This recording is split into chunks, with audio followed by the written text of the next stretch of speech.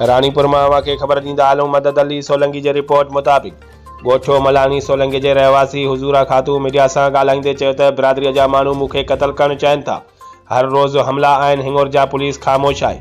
Police एहलकार शहनशाह सोलंकीअ जी घरवारी पारां एहतजाज। हुज़ूरा सोलंकी पंहिंजी न्याणी धीउ जे मुड़ुस अली मोहम्मद सोलंकीअ सां गॾु प्रेस क्लब रानीपुर पहुची प्रेस कॉन्फ्रेंस कंदे चयो त असांजी सोलंकी बिरादरीअ जे माण्हुनि माजिद सोलंकी, सैफुल्लाह सोलंकी, शुआब सोलंकी, नवीद सोलंकी ज़मीन ते कब्ज़ो करणु चाहिनि था।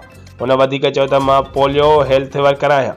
मां वापसि पोलियो खां सेंटर BHU वॾा भेलार अची रही हुअसि त क़ौमी शहरा ते कार सवार मथियां हथियारबंद हमिलो करे ॾिनो।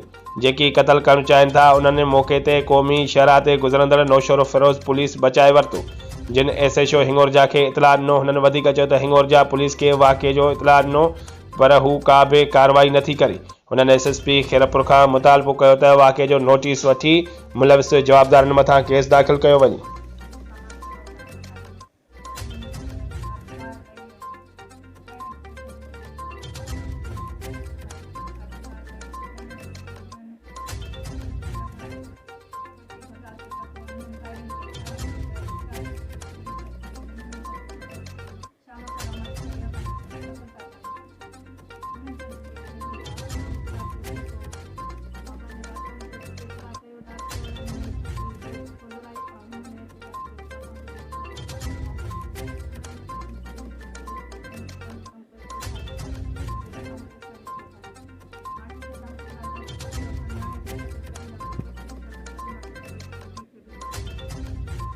कहिड़ा माण्हू आहिनि ऐं कहिड़ी तव्हां सां दुश्मनी अचनि ॿ ॾींहं छो कंदे थी वञो?